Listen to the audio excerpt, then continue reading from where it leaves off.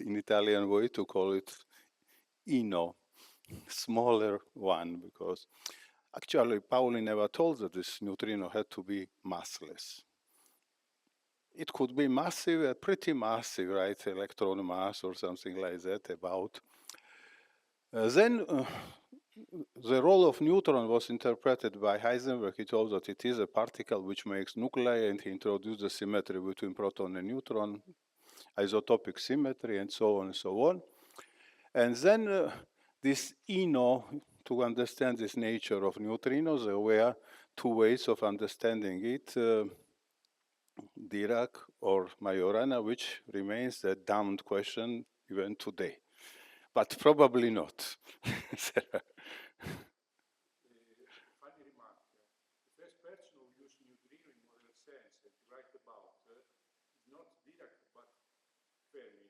And he writes what we call Dirac neutrino. No, sure. Dirac is just a name only. As Majorana never interpreted neutrino. Dirac neutrino is Fermi neutrino. I mean, the first person who writes about Dirac neutrino is Fermi, which is Fermi neutrino. Yeah, but Dirac particle. Well, I mean, every particle is Dirac particle except possibly neutrino. But I mean, the first person to... Yeah, okay.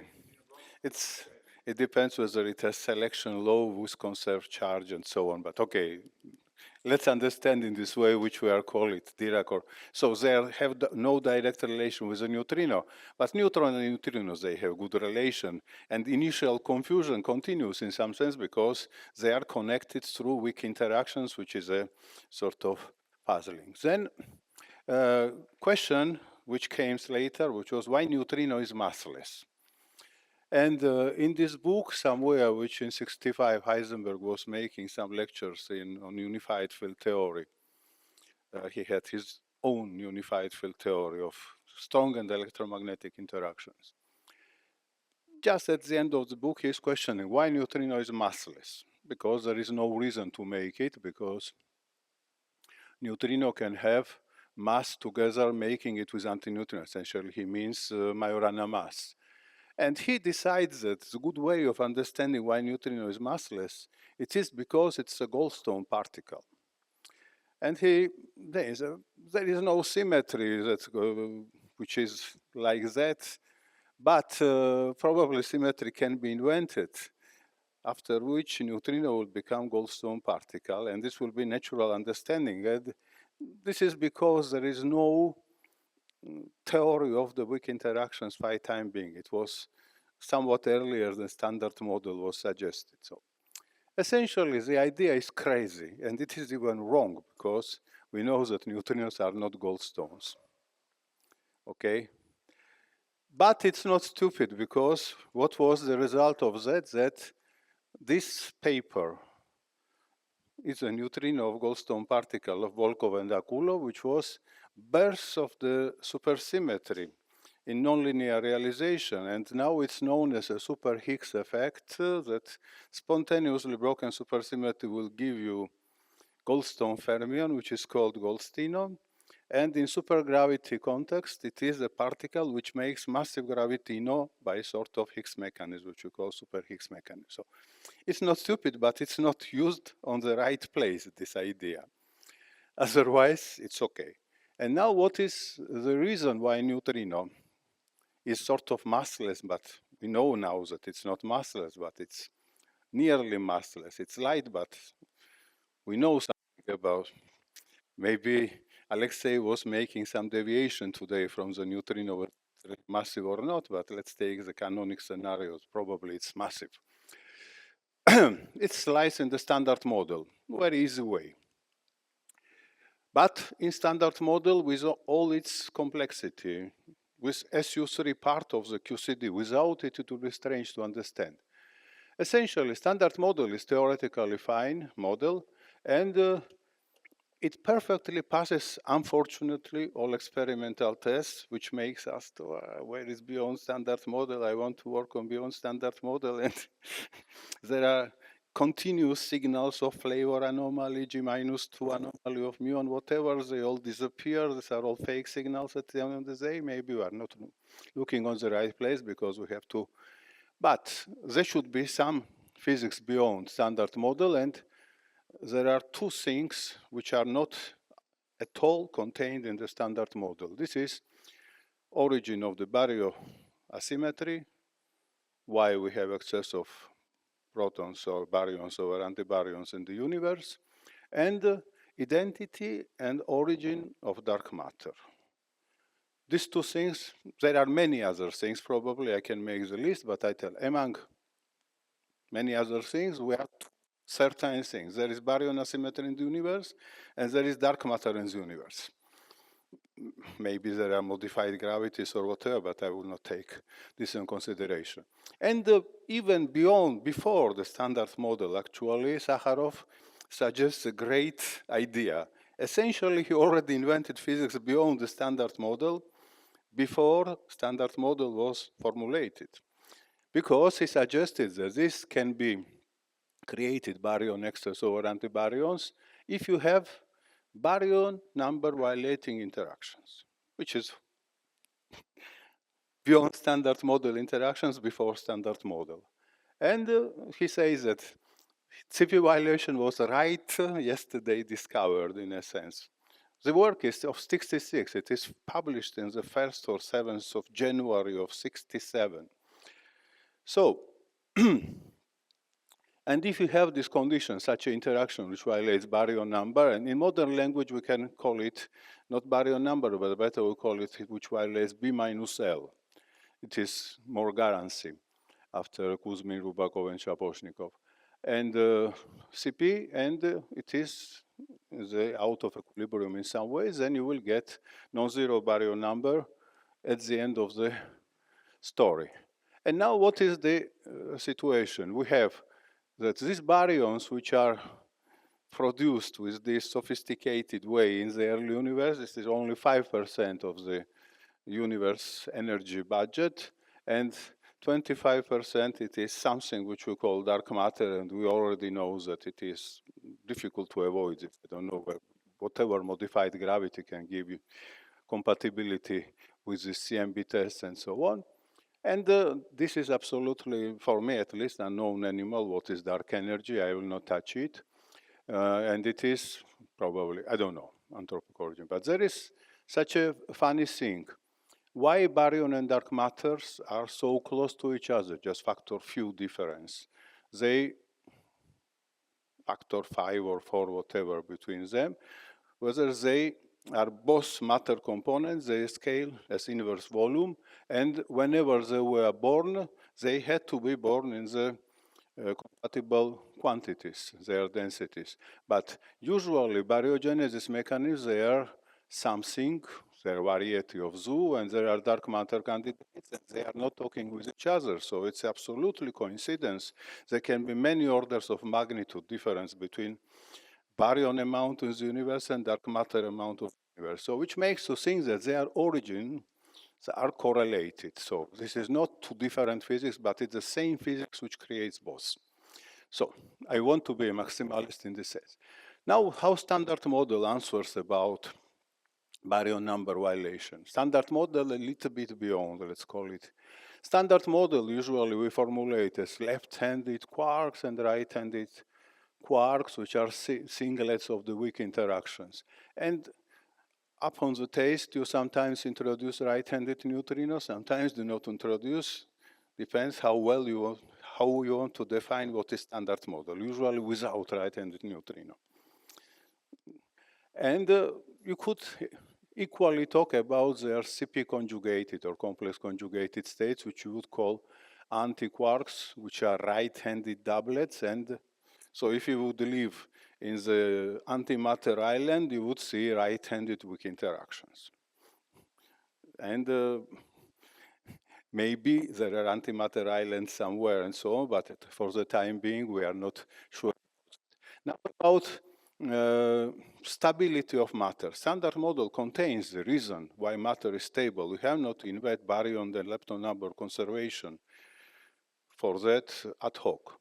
Because when you write possible Lagrangian of a part of the gauge interactions which would not violate baryon number, if you write only one possible interaction, which are Yukawa interactions, you find that they automatically conserve baryon number and lepton number as accidental global symmetries as far as constraining yourself by renormalizable couplings or marginal operators without introducing this right-handed neutrino. But if you introduce the right-handed neutrino, of course, neutrino would be expected to have as big mass as the charged fermions. But then you notice that this one is absolutely gauge singlet, and you can write to it some new mass parameter, which is Majorana mass. And whether this is order parameter, vacuum excitation value of the Higgs field for the standard model, this mass is not constrained by anything. It is some new parameter from the standard model, and you would say it is big. And whether it's big, then it will induce by CSO mechanism mass of the extended neutrino as big, as that's why it's called CSO. Bigger is this mass, smaller becomes mass of the neutrino eigenstate, which we call neutrinos. But it will have admixture of the, otherwise these are really sterile neutrinos, they are singlet particles.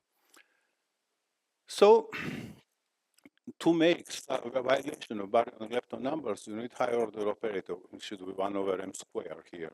In supersymmetric case, it will be 1 over m. But okay, some operators which are 4 fermionic operators with corresponding mass scale, and if it's big mass scale, then matter stability is guaranteed.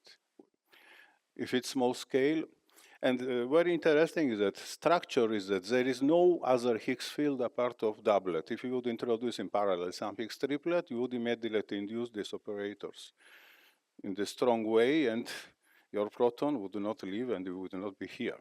So it is sort of wise selection rule of the universe in order to make us happy. Now, how the neutrino mass appears? It is first operator which breaks L or B minus L by 2 units. First operator which Weinberg has written in his famous paper. And it induces Majorana mass for the neutrino, which is quadratic with the order parameter of standard model electroweak scale, divided on this big scale of the operator. Whereas if you introduce right-handed neutrino, exactly you are inducing this operator by exchanges right-handed neutrinos. We call it CSO mechanism, or one of the realizations of the CSO mechanism. I would call CSO mechanism directly this one. And in this way, you are getting realization. But this one is better than just assuming this operator. Why? Because at the same time, you can make lepton number violation in processes in the early universe and decay of the heavy neutrinos with lepton and anti-lepton channels. Have asymmetry here because CP violation because you have coupling constants, and you are generating lepton asymmetry, which because of the B minus L conservation, but at the B and L non-conservation, will be partially reprocessed to the baryon number, and it is leptogenesis, as we call it. Okay.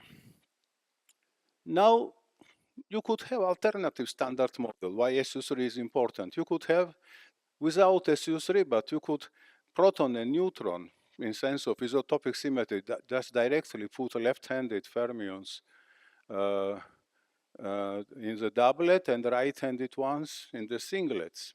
So leptons remain the same, but instead of 3 colors of quarks, introduce directly proton and neutron, correspondingly antiparticles. So assign baryon number 1. And this is still true. This one will make mass this and that through Higgs. But now you are allowing new terms, which are mass terms, and you immediately violate. It's not anymore high order operators appealing with a big scale. It is in which instead become dominant terms, which would violate baryon number. So you would expect that neutron would be, by this Majorana mass of this right-handed neutron, neutron would be also like neutrino, very light particle, whereas these two you could mix, proton you could mix with positron and decay it very easily. So even arranging the scales and so. So this theory is not that wise. So 3 colors are needed in order to make our universe stable and make baryon and lepton number really accidental. So this effective theory which you could write. And of course, good indication for that if theory would be true, interaction of the proton and neutron would be 1 minus gamma 5 gamma mu, left-handed current. And now we know that it's not left-handed current, but there is GA, which is purely non-perturbative effect, which tells that it is because of the chiral symmetry breaking, because of QCD and so on. Okay, now about sterile neutrinos, and I will start from ugly, of course. This is all, to me, very ugly because there is no consistency. It is such a mess that if you start to really seriously study it, you will get ill at the end of the day. There is one signal here which called gallium anomaly, and there is some plethora of the pseudo signals. Probably all this is wrong, or at least most of them, like all fake signals which are produced by experimental physics of the latest times. But in any case, there is seriously dedicated 3+1 scenario. So 3 we know that it is Atos, Porthos, and Aramis, and who is the fourth? Fourth is sterile neutrino. So who is this? Who is this one? Now, definition. It's even wrong definition. What is sterile? It means that it is sort of particle which has no weak interactions. But since we assume that there are no other interactions apart of weak interactions, you say that it is gauge singlet, but it has no interactions at all. Maybe something, but I don't care about it. It is absolutely sterile particle truly, and it's really sort of not alive in a sense. So if you take standard models, there are already 3 sterile neutrinos if you would introduce right-handed neutrinos. But you are saying that they make such a structure, which you call seism. This can be Majorana masses of the 3 active neutrinos. These are Dirac masses, which would be order electroweak scale otherwise. These are Majorana masses of the sterile neutrinos, which are big, presumably, and this is most generic realization of the seesaw mechanism. In 3+1 scenario, instead, you need this guy light. You don't want it to have super heavy and so on, and you have such a funny picture that all these entries, we know that the reason is because they are order electroweak scale square. And this one we want to be lighter than this, and this one we want to be much lighter than that. And we are forcing it ad hoc. So, by that reason, it is repeated, the same confusion models like Heisenberg had made, the things that neutrino is Goldstone and Goldstino and whatever. It was wrong, but there are many wrong models we have built. It was called Modulino, Dilatino, Axino, whatever is ended by Ino, was natural candidate. And I remember the joke about Chingachu, which was wise Indian chief. He says that only white men can end up in the same trap 3 times, one after another. So it is this story. Now, what is good? Good is that it leaves us to think. We start to feel that maybe there is something in this plethora of the anomalies, at least something maybe is true, hopefully, and such a sterile neutron exists, but then you are going beyond the fitting all these things and so on, because this fit changing every day, and if you follow it, you are or really dedicated to it, or really simply start to neglect all these things. But if there is really, you start to think on the fundamental questions, because if sterile neutrino really exists, what is this mass scale? It's light, should be light, presumably, for the interest. After all, it can be also in the Kiwi range and can produce warm dark matter for the universe. It's one of the interesting candidates. And essentially, you start to think that maybe it's not introduced ad hoc to explain this experimental data, but it has some role in the universe for understanding these 2 fundamental questions, for baryon asymmetry and for identifying the origin of the dark matter. And perhaps even in the best way, because since they are related through the sterile neutrinos, these 2 are related to each other. And we understand why dark matter and baryon matter, they are of the equal amounts in the universe. Okay, so that brings me to think that sterile neutrinos are brought somewhere that are neutrinos from the parallel gauge sector. Essentially, you assume that there is parallel gauge sector, which is more or less with structure similar or pretty much similar to the standard model, sort of by some reason, which is not difficult to realize in the context of the extended theory, to parallel branes, whatever, with common gravity, and so on. Now, what game you are playing here? You have two standard models. It is left and right, quarks, and so on. Everything is the same, but there is a parallel sector which has exactly the same structure, only that these particles are singlets of Z, and these particles are singlets of Z. So neutrinos here, as any other particle, is sterile with respect to this sector. But neutrinos are light here by the same reason as our neutrinos are light in this sector, because their masses are originated by seesaw mechanism, by dimensional 5 operator of Weinberg. So here also. Now, to make really predictability of that, you need to say that there is Higgs field here, another Higgs doublet, our Higgs doublet here, which breaks the symmetry also.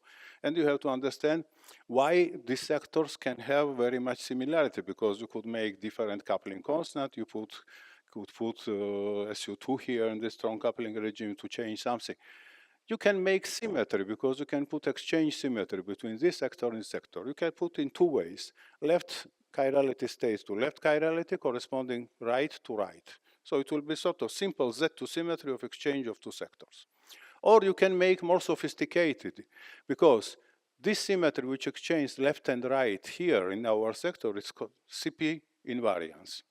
And CP invariance is not good symmetry. It is almost good symmetry, but by wise reasons that universe needs CP violation for our existence, and K bar oscillation was only a little signal that we could, or Sakharov could understood that it was important for the existence of the universe. It's broken symmetry, but maybe from this left to this right, the symmetry remains exact. So it means that changing of this sector to the CP conjugated copy of this sector, like it's written. So we can call it Z2 or PZ2, which is Z2 multiplied on CP.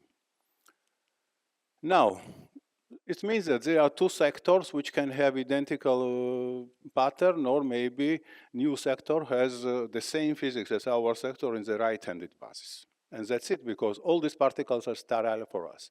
And you can impose the symmetry in two ways. But it means that essentially coupling constants here and here, they are all identical. And they have two ways: or keep this symmetry of exchange between these sectors exact all the times, and then, of course, mass spectra of these particles will be also identical. Or you break it spontaneously at some lower scales, or softly, or whatever, as can be easily done, like you are breaking left-right symmetry in the left-right symmetric models to some price. And what is there that apart of gravity, you can have some new interaction. So it means that if this matter exists, it can be natural candidate for dark matter, because all these are not shining our photons. But it will be candidate for the asymmetric dark matter, because its abundance is not related on the freezing conditions, but on the baryon asymmetry as our matter, but baryon asymmetry of this sector. It's not usual collisionless dark matter, but it's dissipative, self-interacting, of atomic character, of baryons, and so all the richness which we have there is the same thing. And what is important that only that it should have realized in different conditions. For the time being, it should be colder than ours by a factor of few, at least. And there can be new interactions, cross interactions between these two sectors. Why we have to avoid them? As I will show, and the neutrino can be a messenger particle between two sectors and generate mass in both, because there are some singlet fermions which are gauge singlets of both sectors.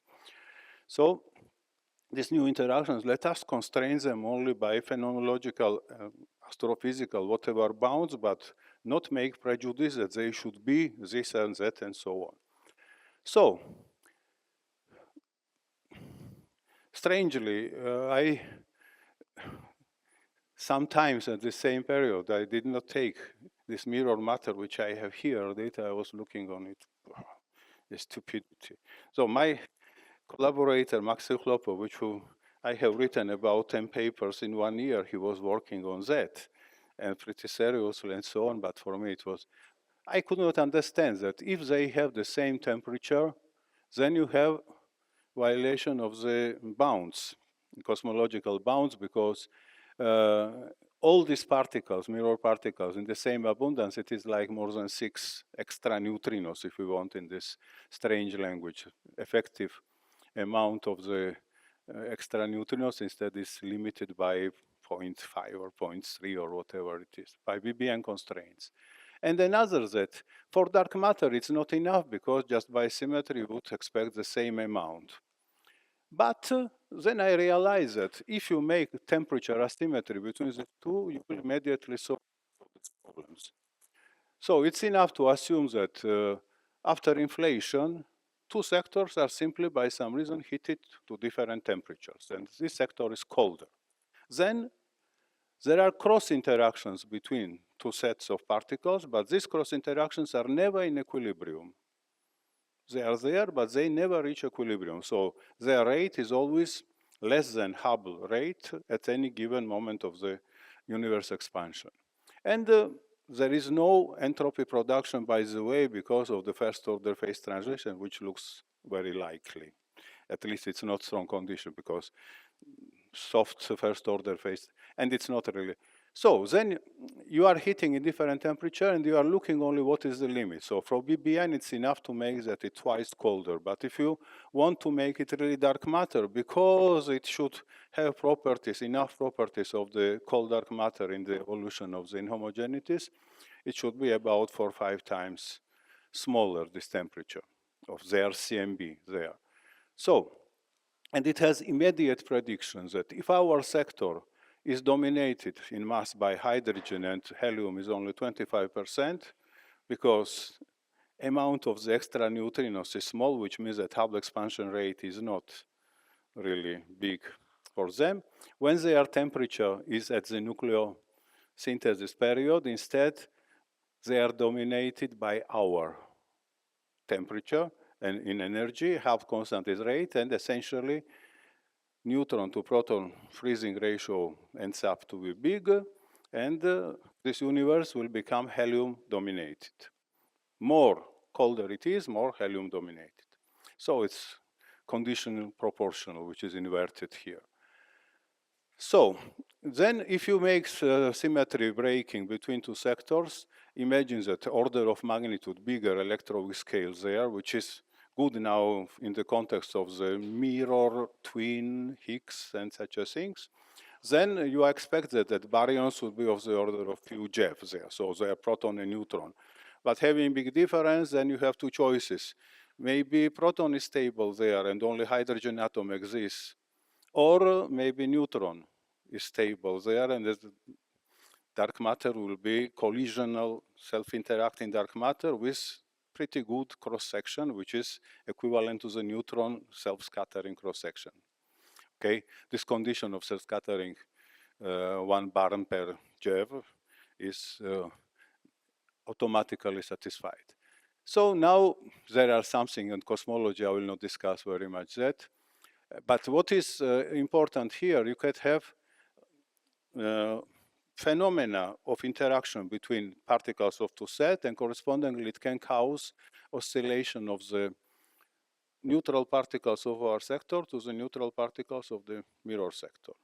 And it can be even hydrogen atom can be transported as a mirror hydrogen atom. But of course, neutrinos is the first thing because it's elementary and corresponding interaction would be easier. And it's really very easy because essentially that's why I started to occupy myself by a mirror sector, and it was so good that I never left it because I always have in mind as the best candidate for dark matter, a part of the neutrinos. So this is operator of Weinberg, which generates Majorana mass of our neutrinos, and it's done by exchange of the heavy gauge singlet fermion. It's gauge singlet, so its mass is not limited, and by survival hypothesis, it should be heavy. But in the same way, there should be such operator in the mirror sector for mirror leptons and mirror Higgs. And this crossing operator is also of the same order. All are dimension 5, and all they can be induced by exchange of these particles, if it's singlet. Of course, our Majorana neutrino can be induced also by SU2 triplet particles, which Alexei reminded there is type 3, which is before CSO type 25. But anyhow, of course, triplets can be contributed here. Anything which makes a combination between doublet and doublet, you can exchange here. But by triplets, you cannot connect our and usual. So only singlet channel is allowed there. So whatever it is, you have mechanism when Majorana mass of our neutrinos, Majorana mass of the mirror neutrinos, and mixing terms between them, you are generating at once by the same mechanism. And essentially, you are getting this mass matrix, which I already have written, where these are coupling constant of these terms. This should be D here and should be prime here. But anyhow, this term will be of the order of V squared. This VV prime, if the electroweak scales are different, this will be squared. So you have only one parameter of rescaling, which is ratio of electroweak scales.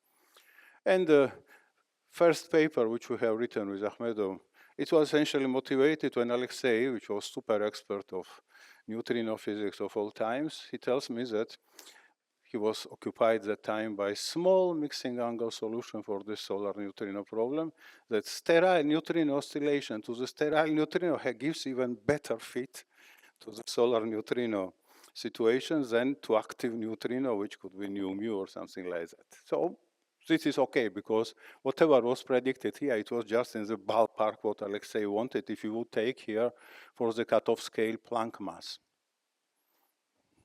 And this factor C of the order of 20 or 30. You would get automatically mixing angle of the needed order which Alexei wanted, and also the time square of the needed value. So it was perfect. But if there is no breaking of this parity between these two and these electroweak scales are equal, then you expect that our and mirror neutrinos, they have equal masses, and mixing between them is near maximal, modulo the difference between the structure of this matrix, which is sitting here, this matrices, which depends which symmetry you impose, and so on. Immediately to say what result, what implications it can have for neutrino physics, we know that there were supernova bursts from 87 when we have seen, or we have not seen, neutronization burst, this millisecond peak. There was no clear evidence for that, no, Francesco? Yeah. It's difficult to see neutronization bursts because neutrinos were more difficult to detect than antineutrinos. But later on, fluxes of neutrinos and antineutrinos become nearly equal from the supernova.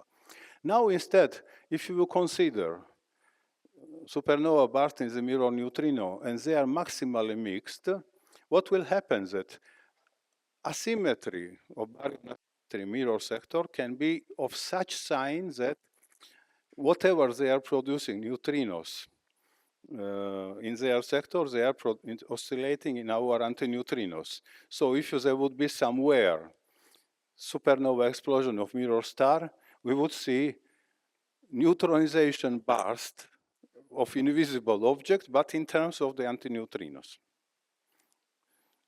So maybe one has to look, scan their way, because nobody would pay attention because of directionality, because of whatever, but it's interesting. So Julia is making, she has done already something, so probably something will appear. So this work we started maybe 15 years ago, or at least 10 years before, and now maybe it's worth to write now something about it. Okay, but now it's not the end of story, because you can make out of that, since you are not starting only the pattern of the mixing, but we are starting with interactions. And one interaction makes lepton number breaking by 2 units and another by 1 unit. And it between 2 sectors. It is something by which you can make baryogenesis in both sectors, but by interaction simply. This interaction should be out of equilibrium, otherwise temperatures in 2 sectors would be equal. This violates B minus L of both sectors by definition. And by violation of CP because of complex coupling constant, this is, how to say, granted. And so it is all three conditions of Sakharov's are automatically satisfied. Essentially, first condition, or it is third condition, it is automatically satisfied by the overall requirement to the existence of the mirror sectors that should be today colder. And then you can really generate for that, but absolutely different leptogenesis mechanism. It's not decay of the heavy neutrino. Now we assume that heavy neutrino is heavier than reheating temperature. And you are by scattering, generating, you calculate asymmetries in the cross sections of the neutrino, all this stuff, and so on. At the end of the day, the out of equilibrium conditions are perfect. I will not describe all the details here, but you have CP violation, the scattering, and you have to be very careful to avoid mistake because CPT conservation imposes strong conditions. And so we have still to find, and this is, at first approximation, both asymmetries are equal. So dark matter and our matter are equal, and the value is this, which is pretty well in the ballpark of the parameters which we need. Reheated temperature 10 to the 11 GV, and right-handed neutrino masses, let's say 10 to the 13 GV. And it is CP violating factor, which is some trace of, which is written here, of Yukawa coupling constants. But then you are recording that our sector was born hot and the sector was born cold, and entropy is transferred there, and out of equilibrium conditions may be not perfect. So essentially you have damping in our sector by delta L equal to operators, which generates Majorana masses, and you have much less damping there because it is colder.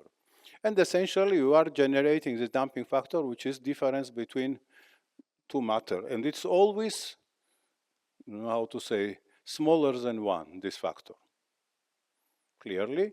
And you can look at which conditions. This is K, it is the typical ratio of the delta L equal to rate to the Hubble rate, and you are getting needed amount of the matter for this.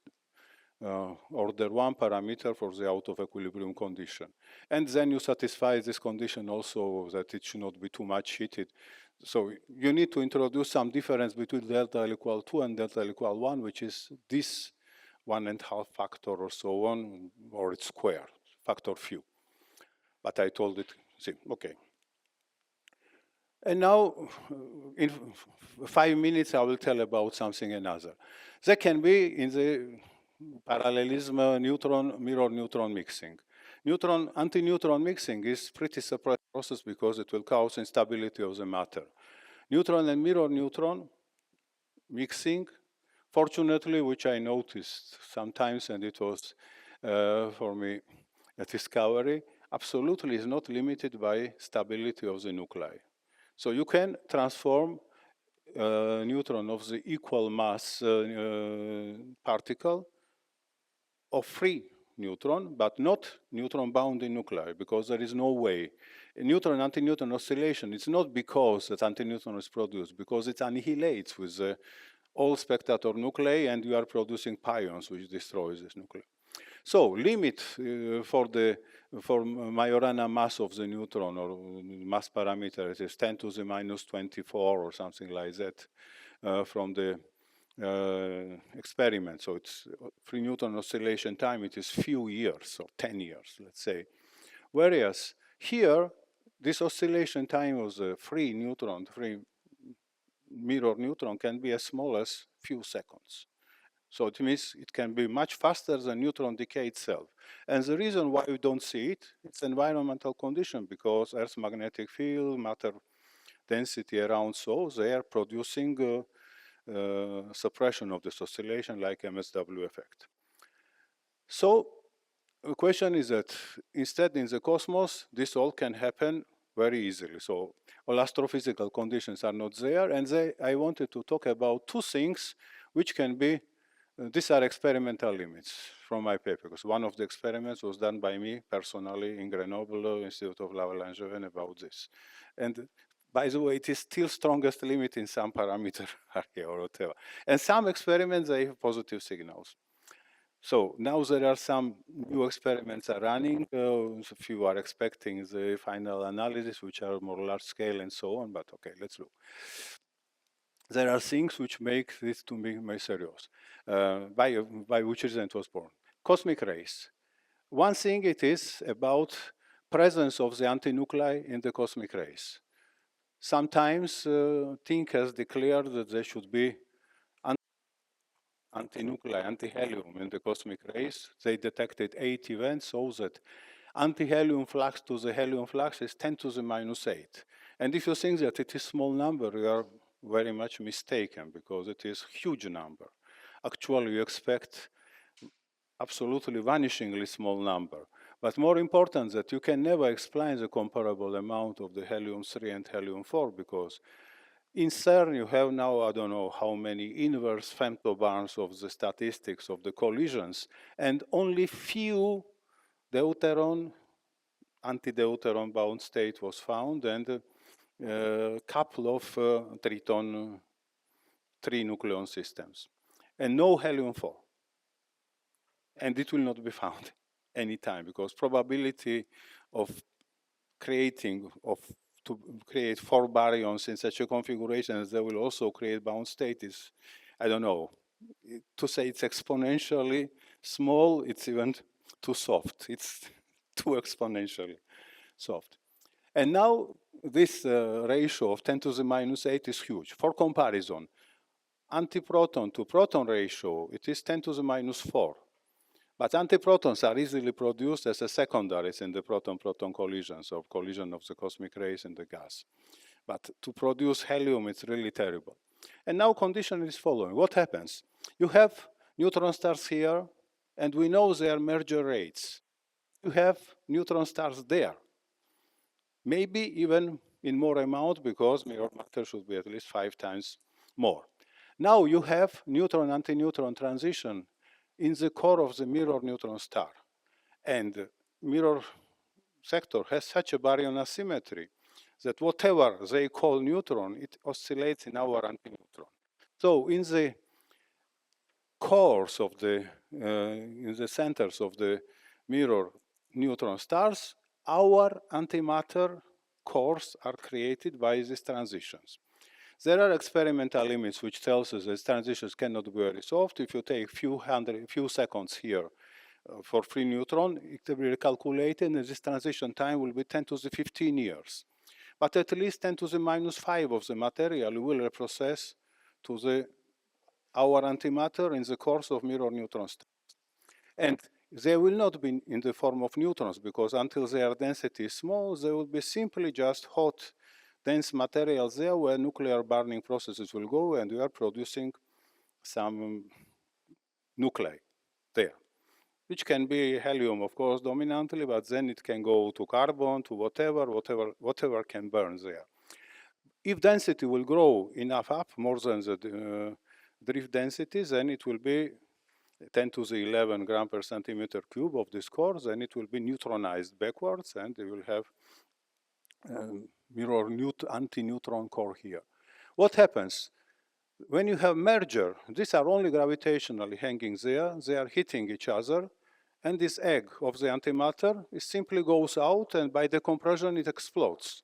And it throws inside of our universe bunch of antinuclei, which then propagate, and then what is? You have to multiply the merger rate on the produced amount of the antibaryons produced in each system and survival time, and you can get the right number 10 to the minus 8 very easily, of course, within the margins of the uncertainty and so on. So if it is all true, I will not talk about, but I had some last file. I will not talk about cosmic rays then.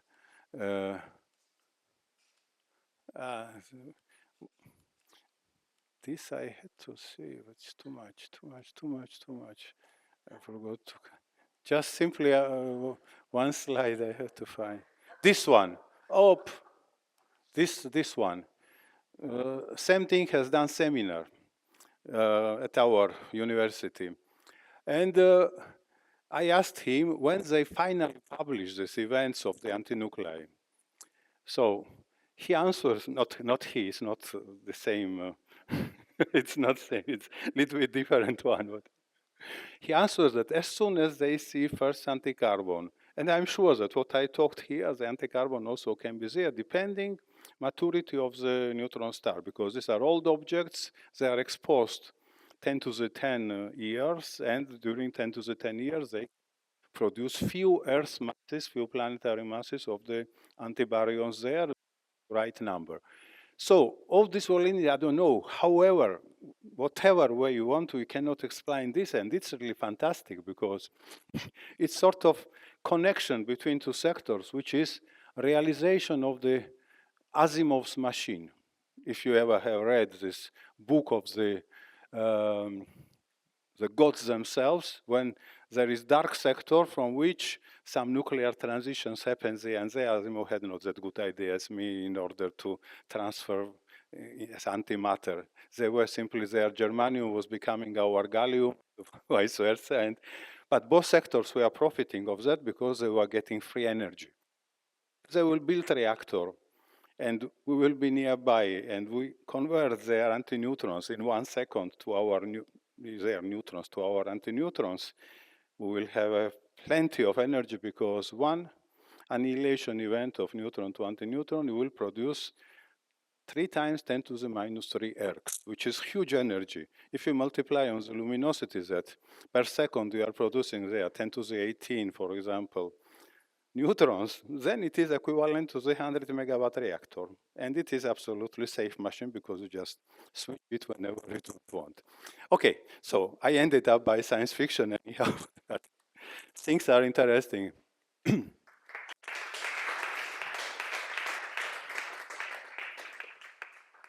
Thanks, Rob, for this summary of 20 years activity, or maybe more, and questions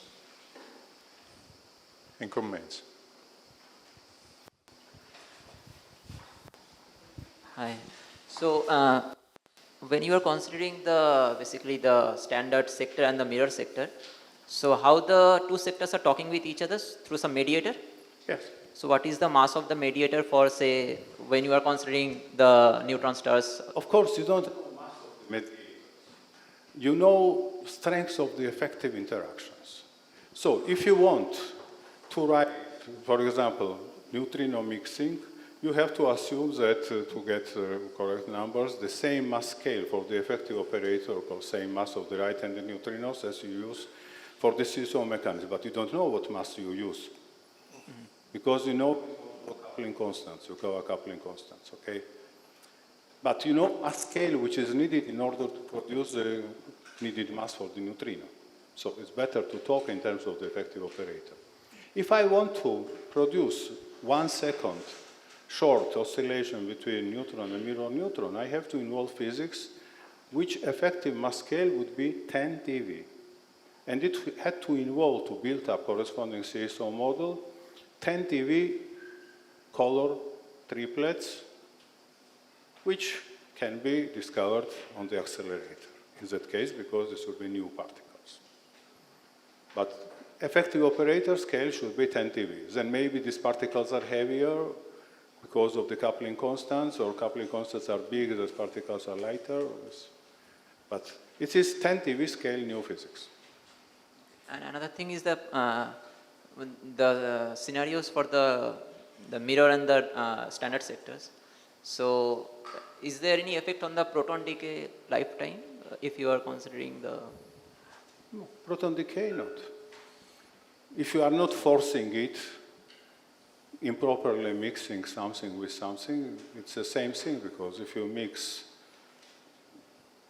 our neutron with mirror neutron, it has no impact on the proton decay and nuclear instability more generally. But you can have the proton and the mirror proton sector. Yes, of course, but each one of them decays in its own channel without, and all the rest will be simply minor corrections to that. Thanks. More questions? I have a question. Right. At the Lund, European Spallation Source Facility at Lund, they will look for neutron anti-neutron oscillations. Yes. So have you looked into it to see if you can get Of constraints course, from these measurements that will be done? I'm main reference theorist for these people who are making plans for the neutron anti-neutron oscillations. So, but have you looked at what one would get from the future measurements at the European Spallation Source Facility in Lund?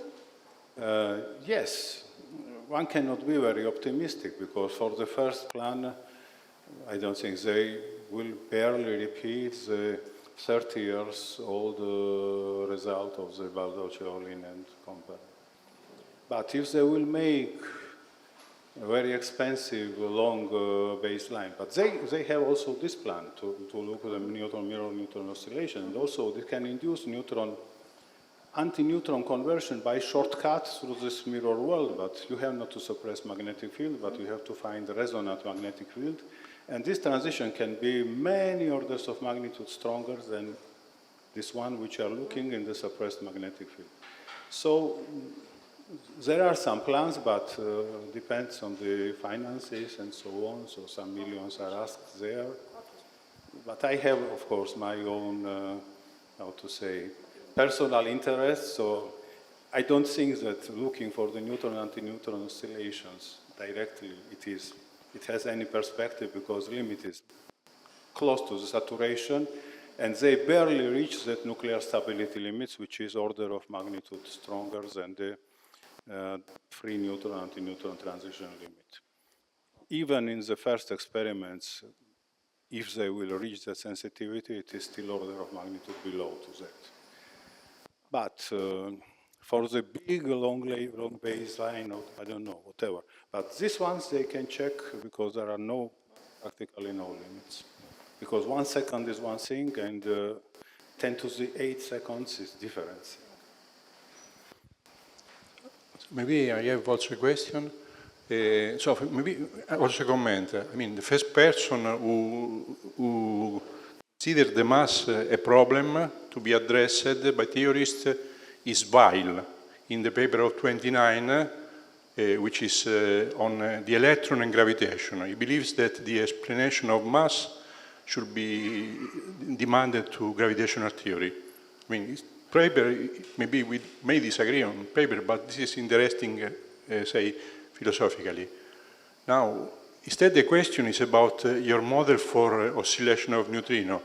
The effect that we observed till now do not concern sterile neutrino. There have been searches for sterile neutrino, inconclusive, even contradictory, I would say, and there are, on the other hand, effects which instead may be blamed by the ordinary neutrino mass. In particular, I would stress the fact that, say, appearance experiment prove that individual lepton number are violated. So this does not concern sterile neutrinos. And I wonder whether this is somehow worrying you or it is just okay. No, in the most general scenario, even when you have naive scenario, when you have without parity breaking, at most what you can expect that, for example, 87 neutrino signal, essentially you have seen half of the neutrinos which were emitted. In which sense?